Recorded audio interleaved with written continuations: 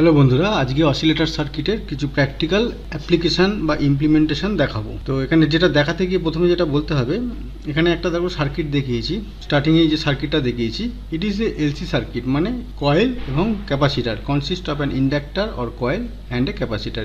এল এর symbol coil আর এটা হচ্ছে ক্যাপাসিটার। এই নিয়ে এলসি সার্কিট গঠিত। The capacitor stores energy whenever there is potential difference across its plates. Capacitor আমরা জানি, ক্যাপাসিটার যখন আমরা করেছিলাম দেখেছিলাম, ক্যাপাসিটারের এনার্জি স্টোর করবে কখন না, এখানে যখন কোনো ভোল্টেজ অ্যাপ্লাই হবে।